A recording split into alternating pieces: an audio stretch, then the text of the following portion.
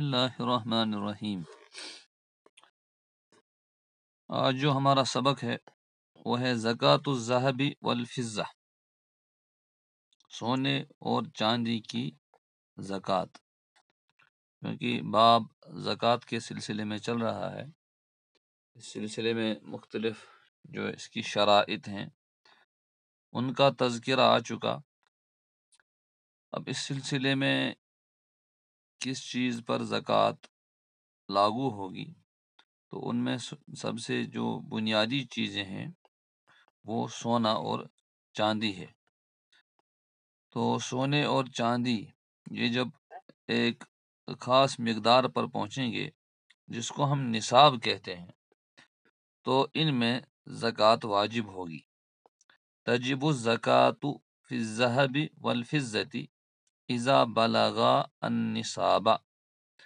زکوٰۃ واجب ہوگی فی الذہب سونے میں، والفضۃ اور چاندی میں، اذا بلغا النصاب جب یہ نصاب کو پہنچیں۔ چنانچہ سونے کا نصاب اور چاندی کا نصاب دونوں آگے آئے گا۔ نصاب الزکوٰۃ فی الذہب 20 مثقالا، زکوٰۃ کا نصاب فی الذہب سونے میں 20 مثقالا 20 مثقال ہے۔ تو ایک مثقال وہ 250 گرام کے آس پاس، بلکہ اس سے کم بنتا ہے، 12 اشاریہ کچھ مثقال بنتا ہے۔ تو ایک مثقال کا وزن اس طریقے کا ہوتا ہے۔ تو جو 20 مثقال وزن ہوتا ہے وہ 85 گرام ایک اندازے کے اعتبار سے، اور جو رائج یہاں اندازہ ہے اس کے اعتبار سے 87 گرام۔ تو 87 گرام جب سونا ہو جائے، جس کو ہم 7.5 تولہ بھی کہتے ہیں، تو جب اس حد تک سونا پہنچ جائے اس صورت میں اس پر زکوٰۃ واجب ہوگی۔ وَنِصَابُ الزَّکَاةِ فِی الْفِضَّةِ، اور چاندی میں زکوٰۃ کا نصاب 100 درہم 200 درہم ہے، اور 200 درہم وہ 612 گرام کے آس پاس ہو جاتا ہے۔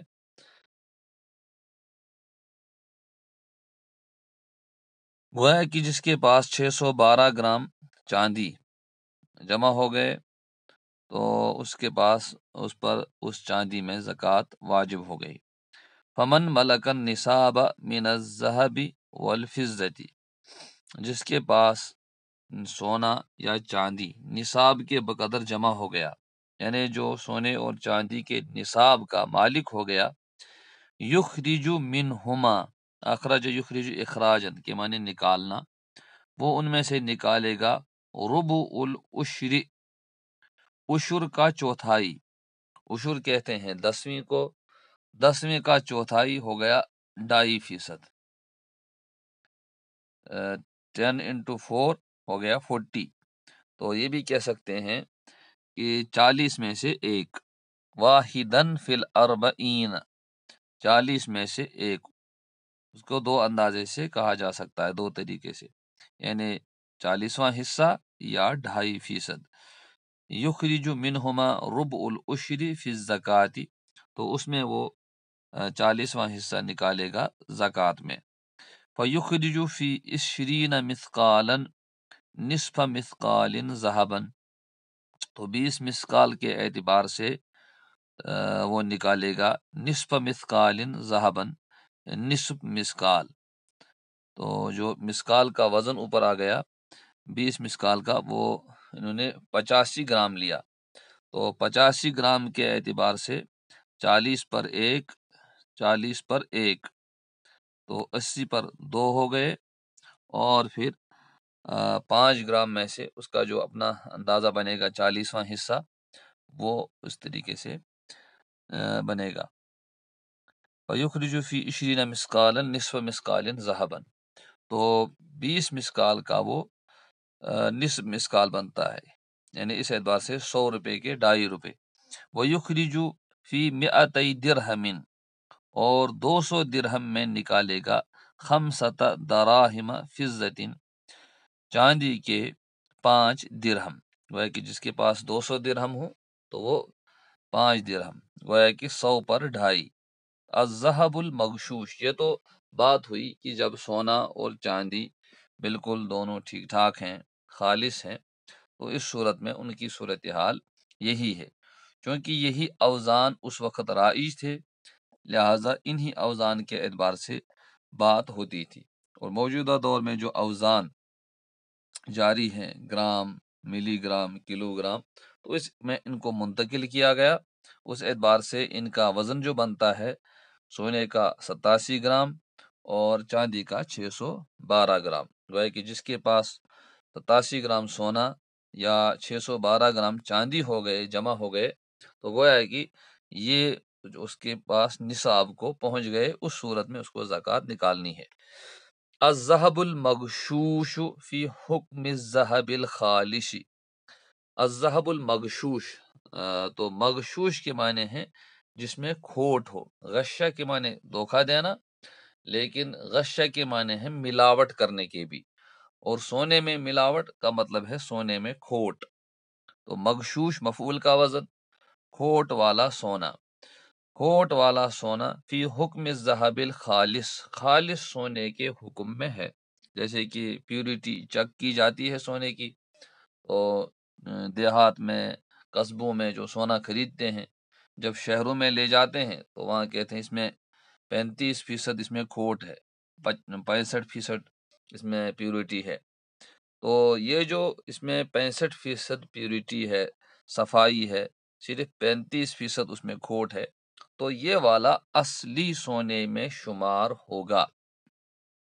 الذهب المغشوش فی حکم الذهب الخالص، کھوٹا سونا خالص سونے کے حکم میں ہے، اذا کان الذهب هو الغالب، جب کہ سونا اس میں غالب ہے، گویا کہ 50% سے زیادہ اس میں اگر سونا ہے تو وہ سونے کے حکم میں ہے۔ اسی طرح والفضة المغشوشة، کھوٹی چاندی، فی حکم الفضة الخالصة،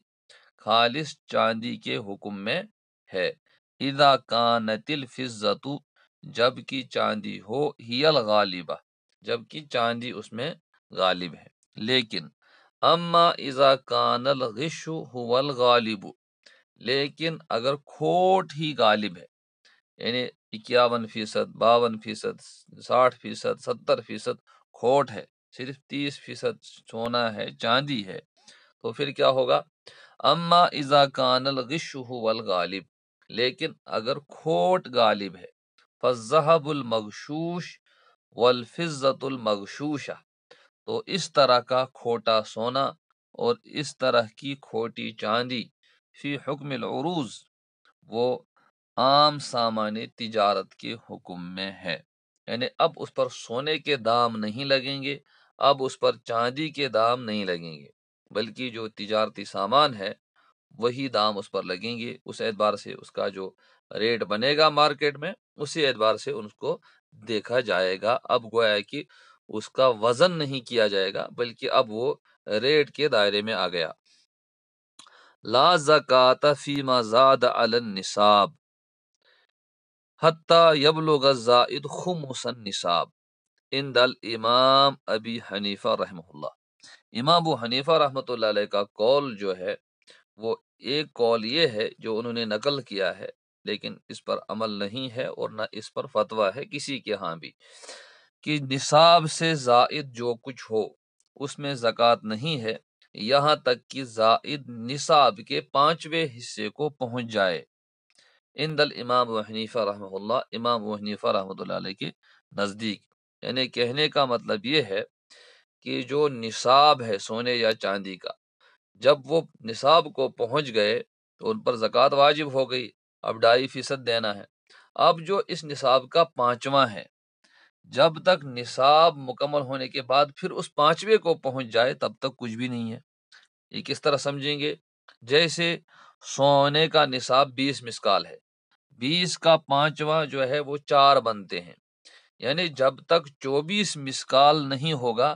تب تک کچھ نہیں ہے۔ 20 مسکال پر آدھا مسکال دے دیا، اب جب تک 24 نہیں ہوں گے 24 تک کچھ بھی نہیں دینا ہے، پھر 24 سے جب تک 28 نہیں ہوں گے تب تک کچھ نہیں دینا ہے۔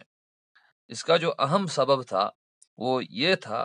کہ اس وقت سونے کو توڑنا پڑتا تھا، اور توڑنے کو کہتے ہیں کسر، اس کے قصور چھوٹے چھوٹے ٹکڑے بنتے تھے، اور اس طرح کی صورتحال تھی نہیں کہ ان کو اس طریقے سے استعمال میں لایا جائے وغیرہ، اس لیے اس کو عفو سمجھا جاتا تھا، معاف سمجھا جاتا تھا کہ یہ معاف ہے۔ اور اسی طرح زکوٰۃ میں جب 200 درہم ہے،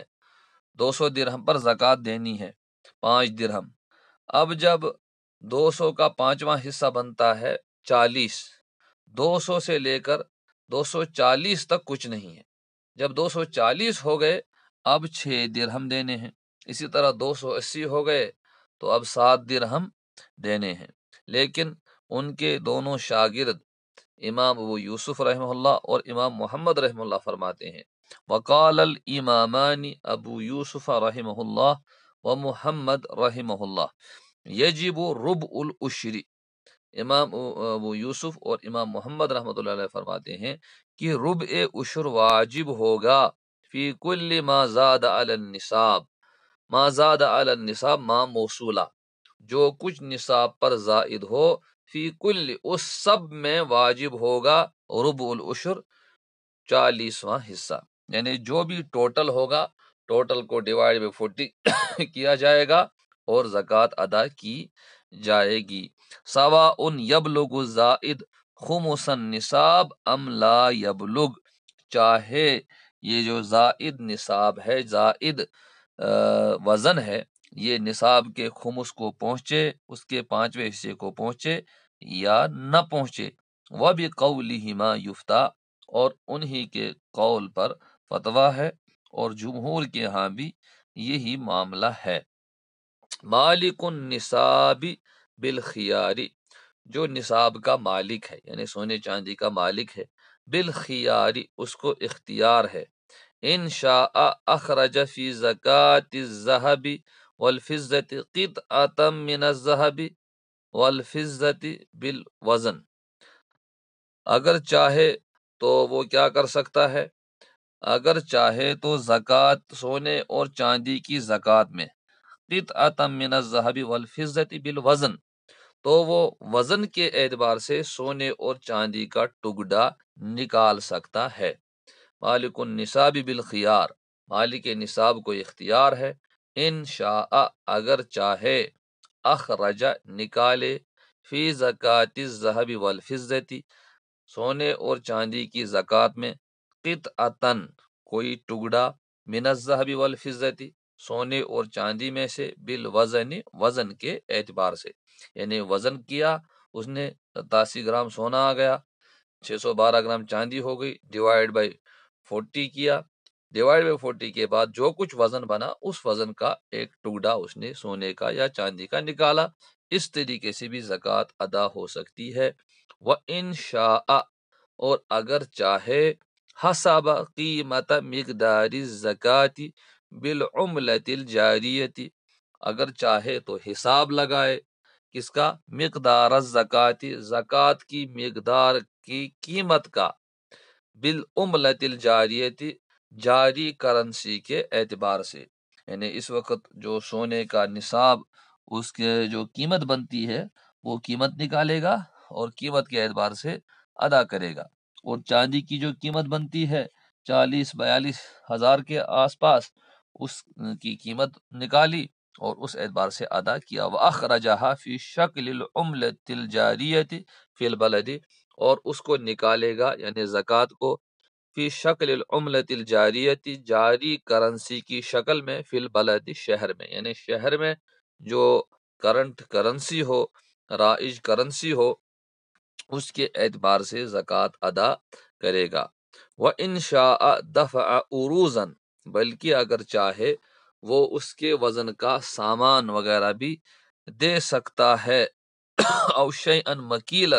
یا کوئی اور ناپی گئی چیز، او شیئا موزونا، یا وزن کی ہوئی چیز، یعنی اگر چاہے وہ اس اعتبار سے کوئی دوسرا سامان جو بنتا ہو وہ دے سکتا ہے. جیسے ایک صاحب ہیں جو مستحق زکوٰۃ ہے، مکان بنا رہے ہیں، ان کو لکڑی چاہیے. انہوں نے قیمت کا اندازہ کیا ہے، میری زکوٰۃ کی قیمت 10,000 روپے بنتی ہے، ان کو 10,000 کی لکڑی چاہیے، تو یہ ان کو 10,000 کی لکڑی دے سکتے ہیں. ان کو چاول چاہیے اور انہوں نے ٹین سے یا بوری سے چاول ناپا ہے تو اس اعتبار سے دے سکتے ہیں. یا وزن کر کے کوئی چیز ان کے پاس ہے، وزن کر کے وہ چیز دے سکتے ہیں اس قیمت کے برابر.